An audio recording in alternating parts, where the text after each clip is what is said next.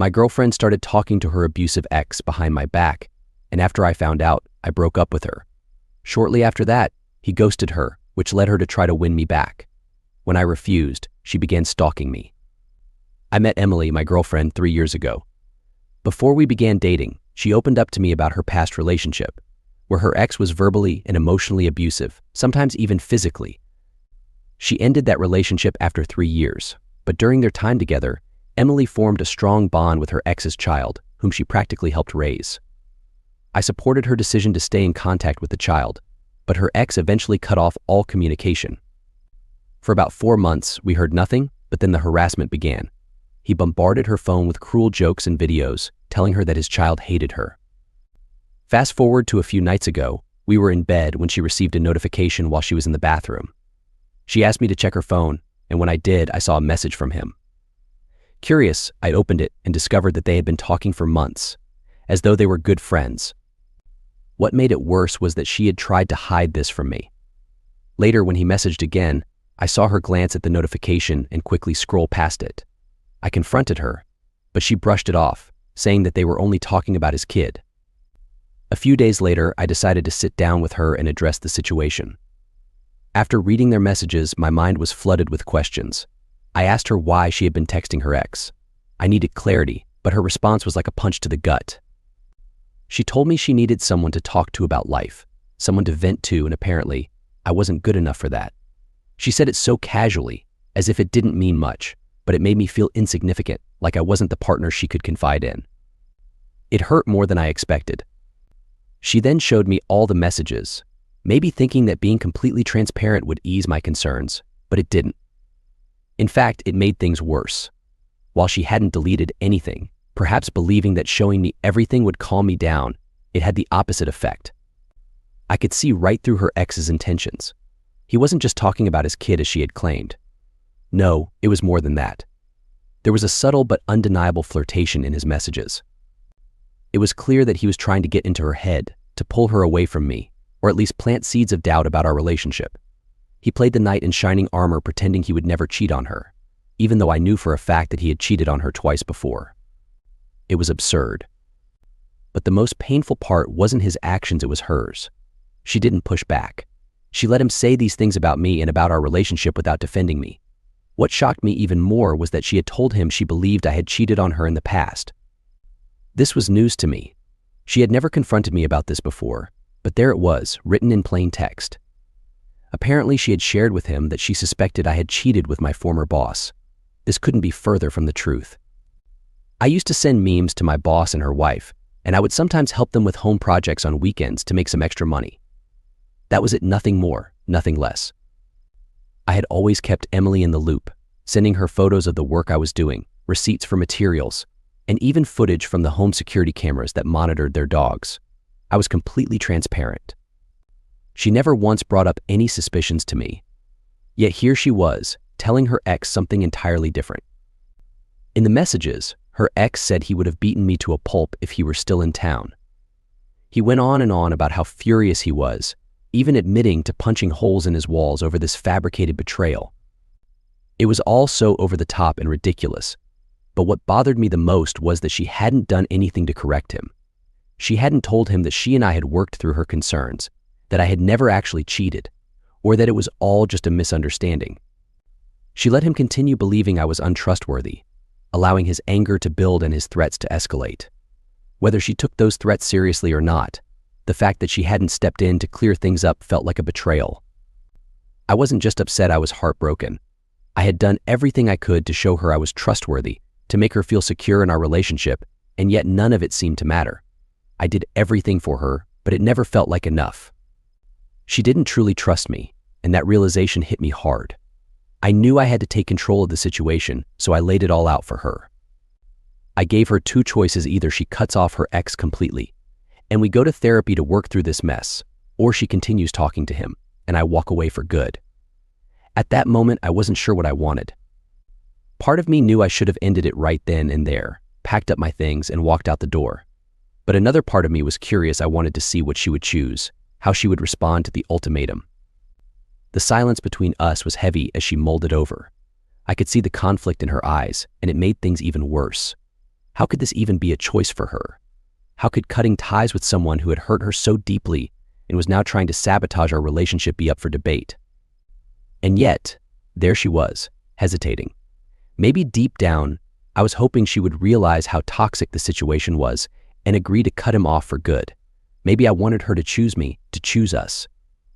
But watching her sit there, torn between her abusive ex and our relationship, I started to realize that I wasn't the problem. It wasn't about me not being enough, it was about her not being ready to let go of something she should have left behind a long time ago. In the end, her decision would dictate the future of our relationship. But in that moment, I knew that, regardless of her choice, things would never be the same again. Even if she chose me, the damage was done, the trust was broken, and I wasn't sure if it could ever be fully repaired. I ended the conversation and left it at that. A few hours later, she came to me, saying she had thought long and hard about it. She refused to cut him off, insisting that the only way to have contact with his child was by talking to him. That was the final straw for me. I told her that if a child that isn't even hers and a man who abused her are her priorities, then she should go ahead and pursue that. I grabbed my things and left. Yeah, I let my emotions get the better of me. I even called her parents and told them we had broken up. They're good people, and they were sorry to hear how things turned out. They invited me to dinner on Friday to pick up some tools I'd loaned them and to talk things over.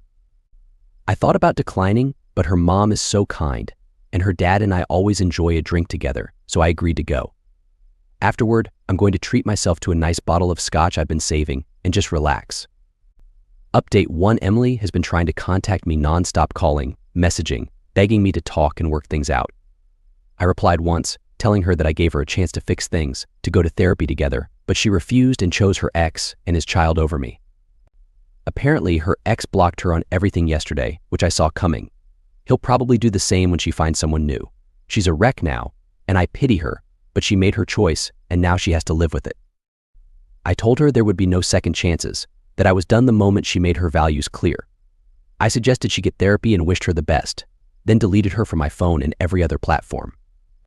I went to dinner with her parents last night, and it was a surprisingly good time. They were kind but straightforward. Her dad told me not to sugarcoat anything and to tell them exactly what had been going on. I tried to keep them out of it, explaining that I didn't want to create any issues between them and their daughter, but her dad insisted they wanted the full picture. After having a long conversation with Emily's parents, it became clear they had already talked to her about everything. Regardless, they wanted to hear my side. So I told them about her ex, the kid, his threats, and how he was trying to break up our relationship. Well, I guess you could say he succeeded. I explained how she had lied and hidden his messages from me, and that I had given her a choice, but she made her decision. I urged them to get her professional help, saying that if she continued down this path, she would only harm herself and any future relationships she might have. I wanted her to find happiness one day, but it wasn't going to be with me. I was tired of the lies and deceit. I just wanted to move on with my life, and I hoped she could do the same. Their response wasn't what I expected. They apologized for her actions, expressed disappointment at how things had turned out, but supported my decision to walk away. I had thought they might ask me to reconsider or try to work things out with Emily, but there wasn't even a hint of that. Her mom gave me a hug, but her dad just seemed completely deflated. I had never seen him look so down, and it hit me hard. It was like a punch to the gut, knowing that there was nothing I could do to fix the situation. After a moment of silence, he ordered a round of shots. One round turned into 2, and it seemed to help loosen everyone up. We started chatting about my future plans, their retirement goals, and everything else. We ended up talking for 3 hours as if we were just regular people catching up. Even though it hurt, we shared a few laughs, reminisced about the past, and even shed a few tears. When we were about to part ways, her dad gave me a bone-crushing handshake and pulled me into a hug, which her mom joined as well. It caught me off guard because he had never hugged me before. They told me to take care of myself, eat well, avoid drowning my sorrows in alcohol, and just focus on getting through the days. They also said they would look into therapy options for Emily and recommended I do the same, which I think I will. They handed me a bag with my tools, told me they'd miss me, and wished me the best. I said my goodbyes and left, feeling like a huge weight had been lifted off my chest and shoulders. Update 2: a few months had passed since the split, and life went on as normal. But then Emily's name started popping up in random places. A mutual friend mentioned an awkward encounter with her, or a colleague would talk about receiving a cryptic message from her. At first, I brushed it off as coincidence, but it soon became clear that something more was happening. One evening, a friend who worked at a local security firm messaged me, letting me know that Emily had been inquiring about surveillance equipment and security systems, specifically targeting a location near where I lived. My heart sank. I had a feeling something sinister was brewing. I tried reaching out to Emily, hoping to clear the air and understand her intentions, but my calls and messages went unanswered. Weeks passed, and her actions grew more disturbing. Neighbors reported seeing someone lurking around my building, and on a few occasions, I even spotted someone watching from across the street. The figure looked eerily familiar. Emily started showing up at places I frequented, always keeping her distance but making her presence known. The situation escalated when I received a call from a moving company.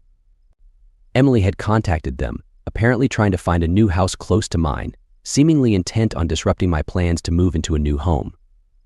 One night I came home from dinner with friends and found a note on my door. It was a rambling, incoherent message from Emily, filled with frustration, accusations, and veiled threats. It was unsettling to see how far she had spiraled. I contacted the authorities and explained everything. They took the matter seriously and began an investigation. Emily's behavior had crossed into harassment, and it was now a legal issue. I provided them with all the evidence I had collected: messages, statements from witnesses, and the disturbing note she had left on my door. I've decided to take a break from dating. One day I'll find someone, but for now, I'm putting that to the back of my mind. Despite the legal measures, Emily's behavior didn't stop. It grew more erratic. She started sending cryptic messages to my family and friends, trying to manipulate them into contacting me on her behalf. The once clear boundary between our lives was now blurred by her relentless pursuit. The turning point came when the security firm I had contacted gathered enough evidence to build a case against her. She was confronted with the facts of her stalking and harassment and was given an ultimatum: either cease all contact immediately or face legal consequences. Faced with potential criminal charges and the mounting pressure from her deteriorating mental state, Emily made a drastic decision. She decided to move away, abandoning the town where her obsession had taken over her life. Her departure was sudden, and my neighbors, who had witnessed her strange behavior, were relieved to see her go. The moving company confirmed that her new location was far from the area, and soon her name faded from local conversations. In the aftermath of it all, I felt a sense of closure.